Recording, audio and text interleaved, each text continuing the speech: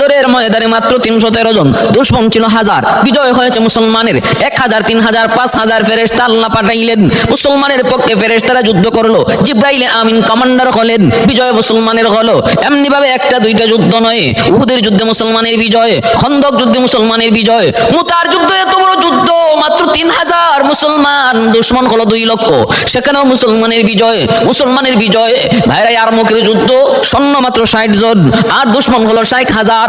60 জন সৈন্য লইয়া খালিদ বিন ওয়ালিদ রাদিয়াল্লাহু তাআলা আনহুর নেতৃত্বে 60,000 পরবর্তীতে আরো এসেছে 1,40,000, 2 লক্ষ সৈন্যকে কচুকাটা করে খালিদ বিন ওয়ালিদের নেতৃত্বে মুসলমানের বিজয়। ইয়ারমুকের যুদ্ধে এত বিজয়, মুসলমানের শক্তি কম ছিল, দুশমনের শক্তি বেশি ছিল।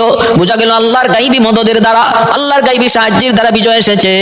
সেই যে আল্লাহ বদরে ছিলেন তিনি তো কারবালায়ও ছিলেন, যে আল্লাহ উহুদে ছিলেন তিনি তো কারবালাতেও ছিলেন। তাহলে কারবালায় কেন তিনি সাহায্য করলেন না? কেন সাহায্য করলেন না? অতএব আল্লাহরও দোষ আছে। হারামির দল কিছুই বুঝে না, কারণ আমার আল্লাহর তকদির, আল্লাহ পাকের ফয়সালা যা হবে এর উপরে মানুষের বুঝো, মানুষের উপরে কোনো কথা উঠানোর, মানুষের উপরে যুক্তি খুঁজার, আল্লাহর কোনো সিদ্ধান্তের উপরে কোনো মানুষের যুক্তি চলবে না, চিন্তা চলবে না, ফিকির চলবে না। মানুষের চিন্তা চেতনা যেখানে শেষ, সেখানে আল্লাহর কুদরত শুরু হয় মাত্র। মানুষ যা বুঝে না আল্লাহ তা বুঝে, মানুষ যা দেখে না আল্লাহ তা দেখে, মানুষ যা শুনে না আল্লাহ তা শুনে, ঠিক না? কাদিরে কুদরত দারি হরচে খাহি আকুনি, কাদিরে কুদরত দারি হরকুনি, মুর্দা রাজা হাম তো বখশি জিন্দারা বেজা কুনি, মুর্দা রাজা হাম তো বখশি জিন্দারা বেজা কুনি, কাদিরে কুদরত দারি বরকামাল, কাদিরে কুদরত দারি বরকামাল, আনতা রব্বি আনতা হাসবি যুল জালাল, আনতা রব্বি আনতা হাসবি যুল জালাল। বিচারক হয়, ঠিক বলেছ। অতএব আল্লাহর বিচার হওয়া চাই, কয় মৃত্যুদণ্ড। বিচারক যেই মাত্র কয় আল্লাহর মৃত্যুদণ্ড, সাথে সাথে ওই সুন্নি মুসলমানের সন্তানটার মাথা গরম হয়ে গেছে, কয় কি হারামি এখন আমার আল্লাহরে বুঝি হত্যা করে ফেলবে, মেরে ফেলবে, আল্লাহরে বুঝি মেরে ফেলবে। দেখে জল্লাদ মুসবাউ করতেছে আর তলোয়ার নিয়ে আগাইতেছে আল্লাহকে হত্যা করার জন্য, আল্লাহ পাকের বিচার করার জন্য জল্লাদ আগাইতেছে। ওই অবস্থায় সুন্নি পোলাটা আর নিজের সামলায় রাখতে পারলো না, একটা দৌড় দিয়ে আল্লাহর মূর্তিটারে নিজের বগলের মধ্যে লইয়া দিছে এক দৌড়। শিয়ারা তার পিছনে পিছনে দৌড়ায়, সেও সামনের দিকে দৌড়ায়, আল্লাহর মূর্তি লইয়া সামনের দিকে দৌড়ায়। শিয়ারা তার পিছনে পিছনে দৌড়ায়, দৌড়াইতে তারা একদম মুসলমান সুন্নি এলাকায় যায় ঢুকে পড়ছে। ওই বাচ্চাটাও তখন এলাকার মধ্যে ঢুকে পড়ছে। এলাকার মানুষজন দেখলো শিয়ারা তাদের একটা বাচ্চারে দৌড়াইতেছে, সাথে সাথে তারাও এই বাচ্চার পক্ষে বের হয়ে গেল। শিয়ারা যখন দেখছে মুসলমান দাঁড়ায় গেছে, তখন আর তারা এইদিকে আসে নাই। দেশীয় অস্ত্র নিয়ে তারা আগাইতেছিল ওই বাচ্চাটাকে হত্যা করার জন্য, কিন্তু যেই মাত্র দেখলো মুসলমানও ওই বাচ্চার পক্ষ নিয়ে নিছে, তখন তারা আর সামনে আগায় নাই, ফেরত চলে গেছে। আল্লাহরে আর হত্যা করতে পারে নাই। এই বাচ্চা, এই পোলাটা, এই বালকটা আল্লাহ পাকের মূর্তিটা নিজের বগলের মধ্যে নিয়ে আইসা এলাকার মানুষের মধ্যে পড়লো। ভিড় হয়ে গেল মানুষের। কয় কি রে বাবা, কি হয়েছে একটু বল। কয় কি আর বলবো রে ভাই, আমার আগে একটু পানি খাওয়া, আমার ভিতর শুকায় গেছে। কি দেখলাম একটু পানি খাওয়াইছে। কয় কনা কি হয়েছে? কয় কি আর বলবো, হারামিরা সারাদিন যা করেছে সব ছিল ভাউতাবাজি আর ধোঁকা।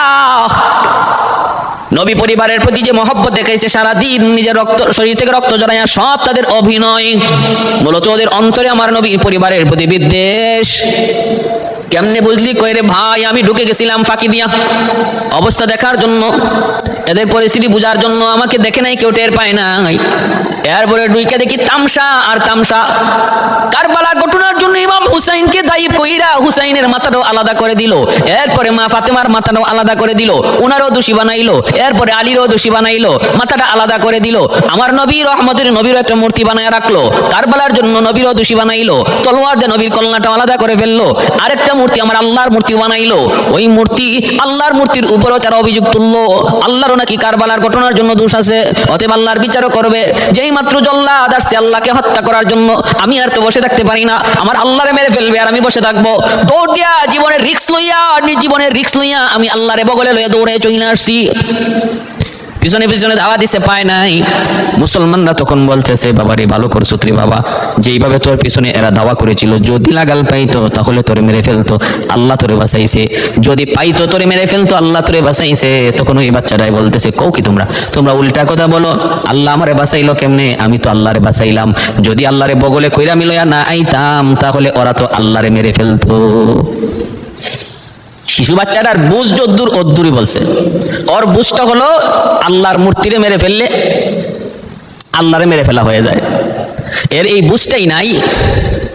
তামাম দুনিয়ার যদি আল্লাহর মূর্তি দিয়ে ভরে ফেলে আর সব মূর্তি একে একে ধ্বংস করে, তবু আল্লাহর কিছু আসে যাবে না, আল্লাহর খুদাইর কোনো ঘাটতি হবে না, এই বুঝটা এই বাচ্চার নাই। সে মনে করছে আল্লাহরে বগলে লিয়ে এসে আল্লাহর বাসায় নিছে। আমাদের সমাজের কিছু মানুষ আছে এমন, যারা মনে করে আমরা নামাজ রোজা পড়ার দ্বারা, হালাল পথে হালাল হারাম মান্য চলার দ্বারা আমরা খুদাই টিকায় রাখছি, আমাদের ইবাদত বন্দেগী দ্বারা আল্লাহ টিকে আছে।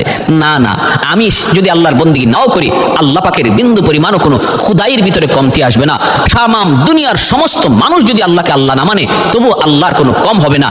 আর মিছিল করে যদি আল্লাহর বিরোধিতা করে, তবুও খুদাই চলে যাবে না। কারণ আল্লাহ কারো বুটে আল্লাহ হন নাই, খুদা কারো বুটে খুদা হন নাই, ঠিক না? আমার আপনার বুটে আল্লাহ হন নাই। চেয়ারম্যান আমার আপনার বুটে চেয়ারম্যান হয়েছে, এমপি আমার আপনার বুটে এমপি হয়েছে, মন্ত্রী আমার আপনার বুটে মন্ত্রী হয়েছে, প্রধানমন্ত্রী আমার আপনার বুটে হয়েছে। অতএব জনগণ যেদিন চাইবো, যতদিন চাইবো ততদিন থাকবো, যেদিন চাইবো না সেদিন থাকবে না। কিন্তু আল্লাহ তার বান্দার বুটে আল্লাহ হন নাই। এজন্য তামাম দুনিয়ার সমস্ত বান্দারা, তামাম দুনিয়ার সমস্ত মানুষরা যদি আল্লাহর বিরুদ্ধে মিছিল করে, আল্লাহর বিন্দু পরিমাণ কোনো কমতি হবে না, বিন্দু পরিমাণ তার পাওয়ার কমে যাবে না। তিনি যেমন আছেন তেমন থাকবেন।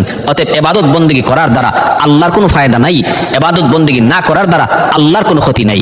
করার দ্বারা লাভ আমাদের, না করার দ্বারা ক্ষতিও আমাদের, ঠিক কিনা ভাই? ঠিক তেমনি ভাবে আমার আপনার নবী, রহমতের নবী, মায়ার নবী, দয়ার নবীর আদর্শ মতো চললে, নবীর আদর্শকে নিজের আদর্শ বানাইলে নবীর কোনো লাভ, বিষয়টা এমন না। আমরা নবীর আদর্শ মান্না নবীর কোনো উপকার করতেছি, বিষয়টা এমন না। নবীর নবী মান্না নবীর নবুয়ত ঠিকায় রাখছি, এমনও বিষয়টা না। আল্লাহ পাক বলে, তোমরা দুনিয়ার সমস্ত মানুষ যদি আমার নবীকে নবী না মানো, কোনো অসুবিধা নেই। আমি আল্লাহ আমার রসুলকে রসুল হিসাবে স্বীকৃতি দিয়েছি, এটাই তার জন্য যথেষ্ট। মুহাম্মাদুর রাসূলুল্লাহ ওয়াল্লাযীনা মাআহু আশিদ্দাউ আলাল কুফফারি রুহামাউ বাইনাহুম। মুহাম্মাদুর রাসূলুল্লাহ, আল্লাহ পাক রব্বুল আলামিন তিনি নিজেই ঘোষণা দিয়েছেন, মুহাম্মাদুর রাসূলুল্লাহ। আমার আপনার নবীর নামের শেষে রাসূলুল্লাহ শব্দটা আল্লাহ নিজে বলেছেন। এই কথা দ্বারা বুঝাই দিলেন দুনিয়ার কাফির কুফারের দল, এই দুনিয়ার বেদিন বেঈমানের দল, তোরা যদি আমার বন্ধু মুহাম্মদের নামের শেষে রাসূলুল্লাহ শব্দ না মানো, কোনো অসুবিধা নাই। আমি আল্লাহ আমার বন্ধুর নামের শেষে রাসূলুল্লাহ শব্দ যুক্ত করে দিলাম কোরআনের আয়াত বানাইয়া। তোমরা যদি রাসূলুল্লাহ নাও বলো, কিয়ামত পর্যন্ত আমি আল্লাহর কোরআন থাকবে, কোরআন সাক্ষী হয়ে থাকবে আমি আমার বন্ধুকে রাসূল হিসাবে মেনে নিয়েছি। আর তামাম দুনিয়ার সমস্ত মানুষ তোমরা যদি আমি আল্লাহকে আল্লাহ না মানো, তাতেও কোনো আমি আল্লাহর কোনো অসুবিধা নাই। তোমাদের ভিতর থেকে আমার একজন গোলাম নাম মুহাম্মদুর রাসূলুল্লাহ, তিনি আমাকে আল্লাহ হিসাবে স্বীকৃতি দিয়া রওজায়ে আতহারে শুয়ে আছে। তার একা স্বীকৃতি আমি আল্লাহর জন্য যথেষ্ট। মোহাম্মদ হামিদে হাম খোদা বস, খোদা ধর্মদা আফরি মুস্তফা বস, খোদা ধর্মদা আফরি মুস্তফা বস। এজন্য রে ভাই মনে রাখবো, আমার আপনার নবী, রহমতের নবী, মায়ার নবী, দয়ার নবীর ইজ্জত সম্মান নবীর তরিকা মতো চললে বাড়বে, নবীর ইজ্জত বাড়বে, বিষয়টা এমন না। আমার নবীর আদর্শ মতো যদি আমরা চলি, আমাদের ইজ্জত বাড়বে। কে বাড়াইয়া দিবে? আল্লাহ বাড়াইয়া দিবে। আমি যদি নবীর আদর্শ মতো চলি, নবীকে নবী মানি, সব কথায় যদি নবীকে নবী মানি, নামাজের মধ্যে আমার কিবলা হবে বাইতুল্লাহ, জীবনের কিবলা হবে মুহাম্মাদুর রাসূলুল্লাহ, এই নীতিতে যেই মানুষটাই চলবে, আল্লাহ পাক তার দুনিয়া আখিরাতের ভিতরে কামিয়াবি দান করবে। দুনিয়ার ভিতরে ইজ্জত সম্মান আল্লাহ তারে দান করবে। যতদিন পর্যন্ত মুসলমান জীবনের কিবলা বানাইছে মুহাম্মাদুর রাসূলুল্লাহ, জীবনের কিবলা বানাইছে বানাইছে মুহাম্মদুর রাসূলুল্লাহ, ইবাদতের কিবলা বানাইছে বাইতুল্লাহ, ততদিন পর্যন্ত মুসলমানের ইজ্জত ছিল, সম্মান ছিল, মুসলমানের জয়গান বিজয়ের পতাকা পথ করে উড়েছে। যেদিন থেকে মুসলমান জীবনের কিবলা মুহাম্মদুর রাসূলুল্লাহকে বাদ দিয়া দিছে, মর্জিয়ার চিন্তা চেতনা ইউরোপীয় কালচারকে নিজের জীবনের কিবলা বানায় নিছে, সেই দিন থেকে মুসলমানের কপালে পরাজয়, মুসলমানের কপালে হলো লাঞ্ছনা আর গঞ্চনা। ভাইয়েরা, বন্ধুরা, রে যুবক, তোমাকে একটু অনুরোধ করে বলবো, রে যুবক, একটু চিন্তা করে দেখো, কত বড় নবীর উম্মত তুমি, কত বড় নবীর উম্মত তুমি। সকল নবীর নাম আল্লাহ কোরআনের মধ্যে নিয়েছেন, কিন্তু তোমার আমার নবীর নাম আল্লাহ কোরআনের মধ্যে নিয়ে নাম ধরে কখনো ডাক দেয় নাই। আদম নবীর নাম আল্লাহ নিয়েছেন, ইয়া আদম উসকুন আনতা ওয়া যাওজুকাল জান্নাহ, হে আদম, স্ত্রী নিয়ে তুমি জান্নাতে থাকো। ইয়া আদম উসকুন, ইয়া নূহ ইন্নাহু লাইসা মিন আহলিক, এ নূহ, কেনান তোমার বংশধর নয়। তুমি বলতেছো কেনান তোমার সন্তান, কিন্তু আমি আল্লাহ বলতেছি কেনান তোমার সন্তান নয়, তোমার বংশ নয়, তোমার পরিবার নয়। কারণ আমি আল্লাহর কাছে পরিবার হলো ইমানের দ্বারা হয়, ইমানের দ্বারা। তোমার সন্তান কেনানের ইমান না থাকার কারণে তার সাথে তোমার কোনো সম্পর্ক নাই। মুসলমানের সম্পর্ক তৈরি হবে ইমানের মাধ্যমে। ইমান আছে তো তার সাথে আমার সম্পর্ক আছে। ভাইরা, বন্ধুরা, জন্য খেয়াল রাখবেন, মনোযোগ দিয়ে শুনেন রে আল্লাহর গোলাম। আমার সন্তান যদি ইমান না থাকে, ইমান না আনে, তাহলে আল্লাহর দৃষ্টিতে সে আমার পরিবার নয়। আর যদি আরেক ভাই ইমান আনে, তার সাথে রক্তের সম্পর্ক নাই, পৃথিবীর অন্য প্রান্তে, আমি এক প্রান্তে, সে অন্য প্রান্তে, আল্লাহ বলে সেই হলো তোমার পরিবার। তাহলে মুসলমানের পরিবার রক্তের দ্বারা নয়, ইমানের দ্বারা। মুসলমানের পরিবার রক্তের বন্ধনে নয়, ইমানের বন্ধনে। এটা আল্লাহর দোয়া। এজন্যই তো বদরের ময়দানে মুসআব ইবনে উমাইর রাদিয়াল্লাহু তাআলা আনহু, ওনার হাতে ছিল ইসলামের পতাকা। আজিজ ইবনে উমাইর ছিল তার আপন ভাই, তার হাতে হলো কাফিরদের পতাকা। বদরের ময়দানে কাফিরদের পক্ষে পতাকা যার হাতে, আর মুসলমানের পক্ষে পতাকা যার হাতে, তারা দুইজন ছিল আপন মার পেটের ভাই, আপন মায়ের পেটের ভাই, একদম সহোদর ভাই। ভাইরা, বন্ধুরা, ইসলাম এই কথা শিখাই দিয়েছে, শোনো, ভাই তখনই তোমার ভাই হবে যখন তার মধ্যে ঈমান পাওয়া যাবে। ঈমান যদি না থাকে, ভাইয়ের সম্পর্ক ইসলাম স্বীকৃতি দেয় না। ভাইরা, বন্ধুরা, হযরত আবু বকর সিদ্দিক রাদিয়াল্লাহু তাআলা আনহু বদরের ময়দানে তিনি আমার নবীর পক্ষে, আর আবু বকর সিদ্দিকের সন্তান হলো আবু জাহেলের পক্ষে। যেই সন্তান পরবর্তীতে কালেমা পড়ে মুসলমান হয়েছেন, মুসলমান হওয়ার পরে তিনি বলতেছেন বাবাকে, বাবা, বদরের যুদ্ধে আপনি আমার সামনে 3 বার পড়েছেন, কিন্তু আমি তলোয়ার চালাই নাই। সিদ্দিক আকবর বলেন, কেন চালাও নাই? কয়, আপনি আমার আব্বা। আবু বকর সিদ্দিক বলে, বাবা শুন, কাফির কুফার বেদিন বেঈমান যুদ্ধ করে ক্ষমতার জন্য, দুনিয়ার লোভে, দুনিয়ার শান শৌকত ইজ্জত কামাই করার জন্য। আর মুসলমান যুদ্ধ করে আল্লাহর জন্য, আল্লাহর জন্য। মুসলমান যুদ্ধ করে আল্লাহর জন্য, এই কথা প্রমাণ দেওয়ার জন্য যুদ্ধ করে, মালিক তোমার জন্য আমি সব ছাড়তে পারি, তোমার জন্য সন্তান ছাড়তে পারি, তোমার জন্য বিবি ছাড়তে পারি, তোমার জন্য জীবন দিতে পারি, এই কথার প্রমাণ দেওয়ার জন্য মুসলমান যুদ্ধ করে। এ বাবা, আমি 3 বার পড়ছি তোর সামনে, তুই তলোয়ার চালাও নাই, কিন্তু আমার কথা শোনো, তুমি যদি একবার আমার সামনে পড়তা, একবার শুধু আমার চোখের সামনে পড়তা, একটা আঘাতে তোমার কল্লাকে দ্বিখণ্ডিত করে দিতাম। এই কথা প্রমাণ দেখানোর জন্য মালিক, আমি আবু বকরের কাছে আমার সন্তানের চেয়ে তোমার মহব্বত বেশি।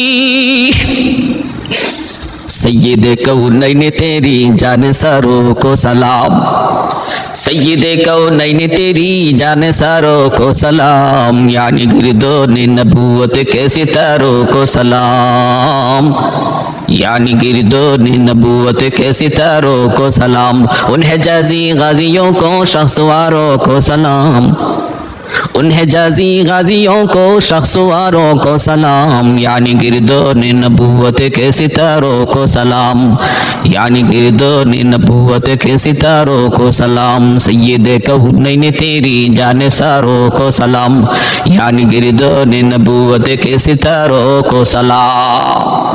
হাজারো সালাম নবী সাহাবায়ে কেরামের প্রতি, যাদের এত বড় ত্যাগ, এত বড় কুরবানির কারণে আজ ইসলাম আমরা পেয়েছি। কি পরিমাণ ত্যাগ আর কুরবানি ছিল।